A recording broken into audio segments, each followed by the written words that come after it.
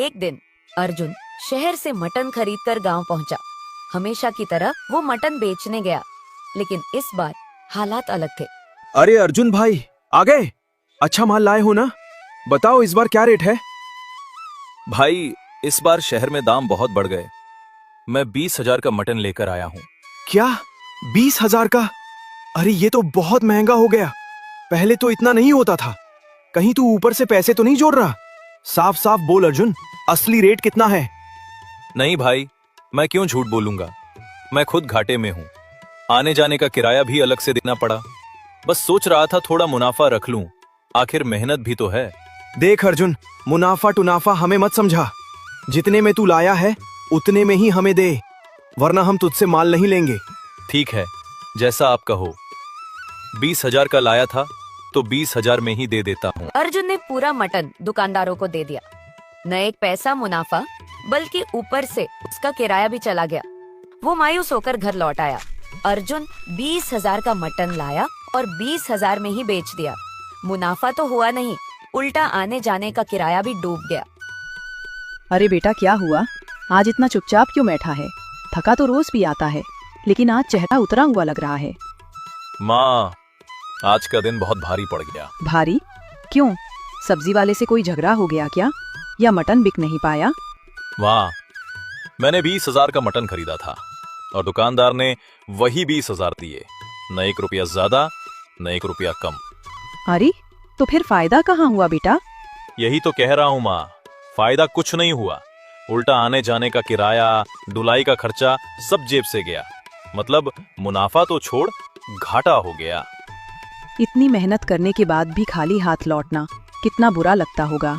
हाँ माँ, दिल बैठ सा गया है। सोच रहा हूँ अगर हर बार ऐसा ही हुआ तो घर कैसे चलेगा। बेटा छोड़ो, अब मत सोचो इस बारे में। सच कह रही हो माँ, पर दिल बहुत डर रहा है। डरना मत अर्जुन, तू मेहनती है, ईमानदार है।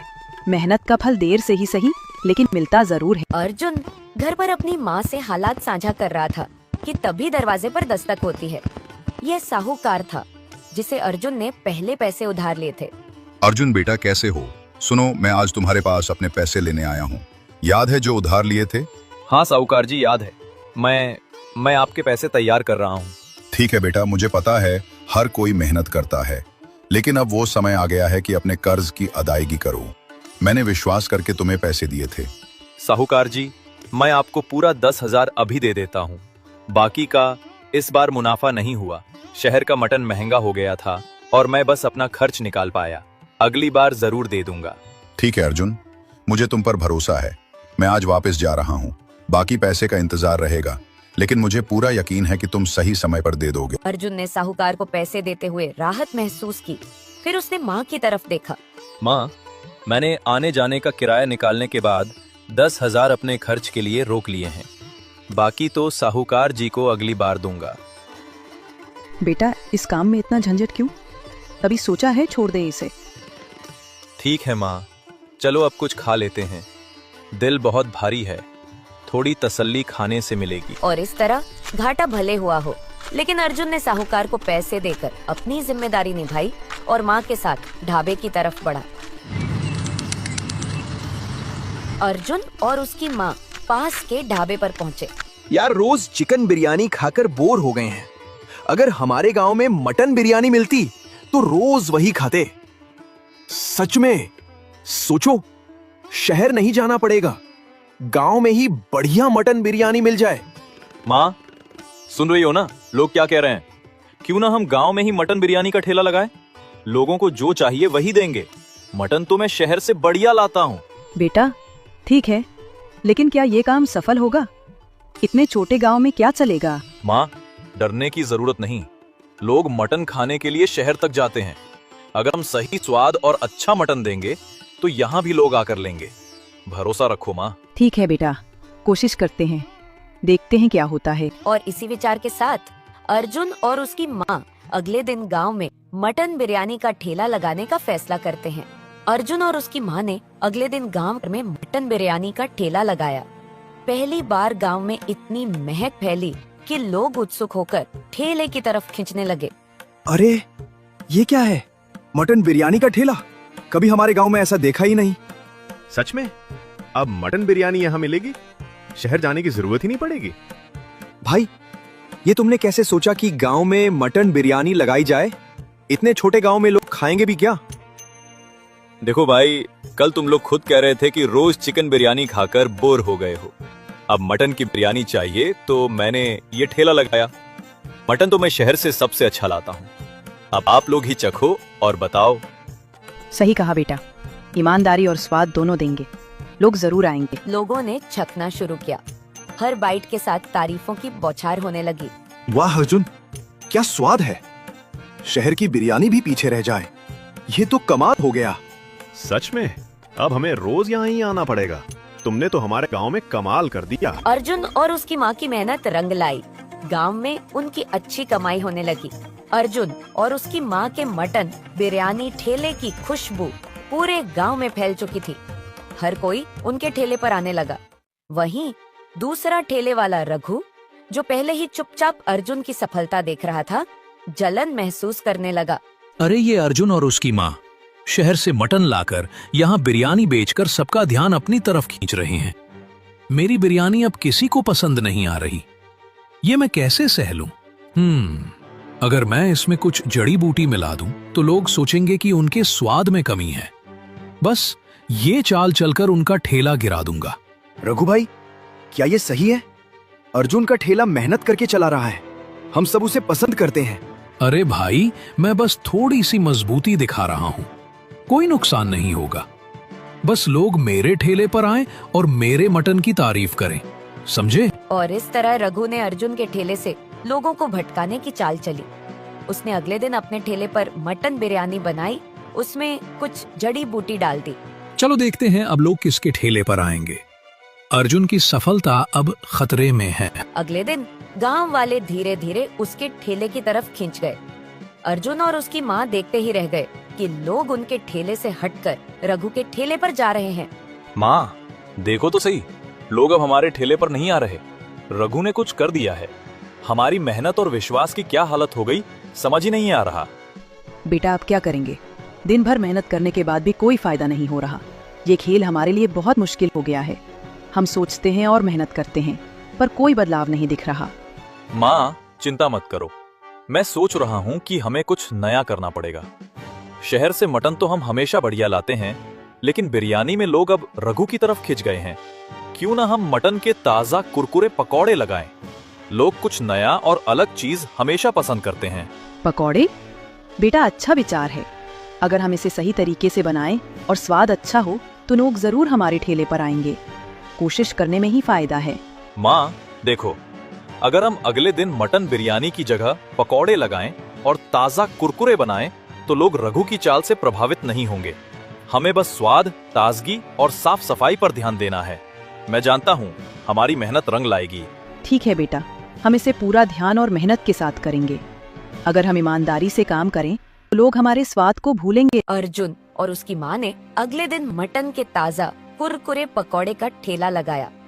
जैसे ही पकौड़े ठेले पर आए, गांव वाले हैरानी और चौंक के साथ ठेले की ओर देखने लगे। अरे भाई, ये क्या है? मटन के पकौड़े? इतनी बढ़िया चीज हमने आज तक कभी नहीं देखी। सच में पहली बार देख रहा हूँ कि कोई इतना बढ़िया और ताजा मटन ला सकता है। अर्जुन भाई, आपने तो कमाल कर दिया। सच में इतने बड़े कुरकुरे और खुशबूदार पकौड़े मैं तो कभी ऐसा नहीं देख पाया। ये देखकर तो विश्वास ही नहीं हो रहा कि हमारे गांव में ही इतनी शानदार चीज मिल सकती है। अर्जुन भाई, ये आपने कैसे सोचा? भाई, पहले हम हमेशा शहर जाते थे मटन खाने के लिए। अब देखो, गांव में ही ताजा मटन के पकौड़े मिल रहे हैं। ये तो सच में पहली बार है कि मैंने ऐसी चीज देखी, पूरी तरह अलग और स्वादिष्ट। माँ देखो, लोग हैरान और खुश हैं। हमारी मेहनत रंग ला रही है। हमने सिर्फ ताजगी और स्वाद पर ध्यान दिया और अब सबका प्यार और तारीफ मिल रही है। सच बेटा, ये देखकर बहुत खुशी हो रही है। मेहनत और ईमानदारी का असर हमेशा दिखता है। जब तक हम सही काम करते रहेंगे, लोग हमें भूलेंगे नहीं। गांव वाले दूर दूर से आने लगे।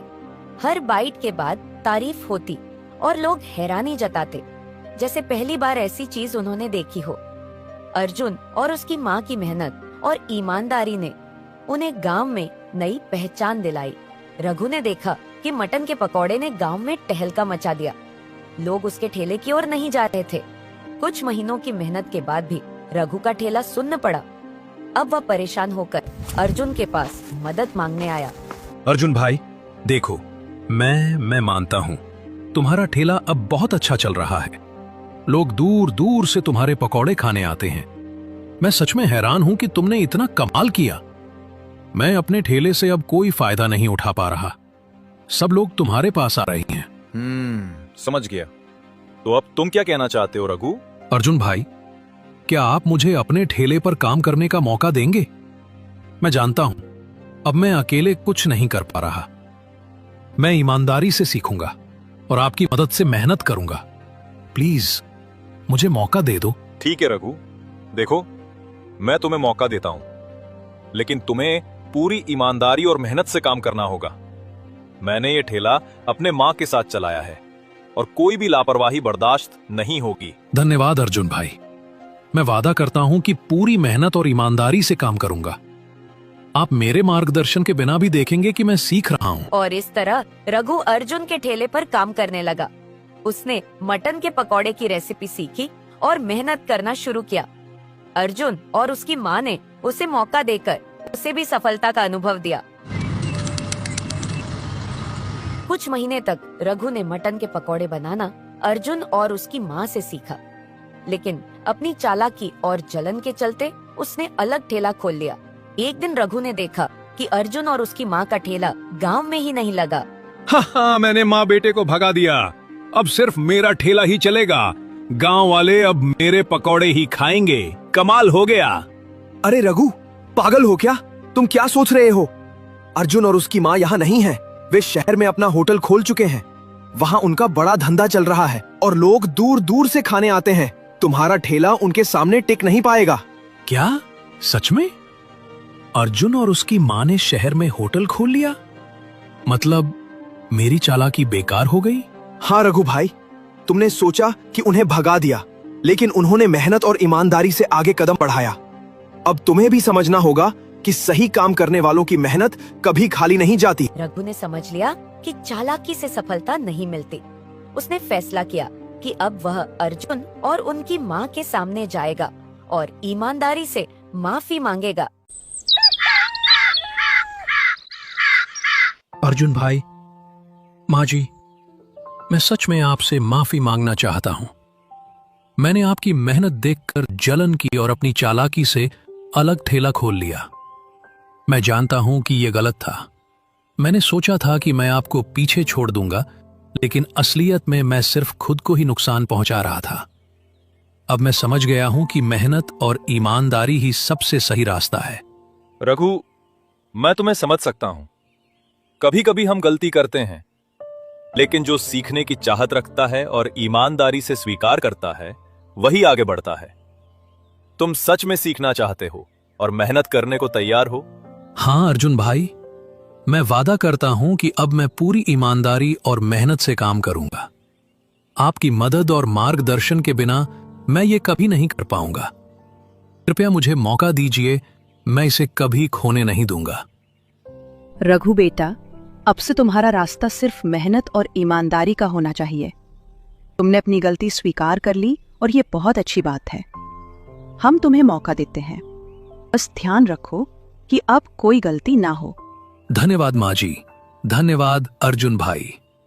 मैं वादा करता हूं कि अब मैं पूरी मेहनत और ईमानदारी से काम करूंगा। मैं सीखूंगा, मेहनत करूंगा और कभी कोई शॉर्टकट नहीं लूंगा। मैं आपके विश्वास को टूटने नहीं दूंगा। ठीक है रघु, यही सही सोच है। मेहनत और ईमानदारी से ही सब कुछ हासिल होता है। अब से हम सब साथ मिलकर काम करेंगे और अपना होटल और ठेले दोनों सफल बनाएंगे। और इस तरह रघु ने अर्जुन और उनकी माँ के होटल में काम करना शुरू किया। उसने सच्ची मेहनत और ईमानदारी से काम किया और धीरे धीरे अर्जुन और माँ के साथ सफलता हासिल की।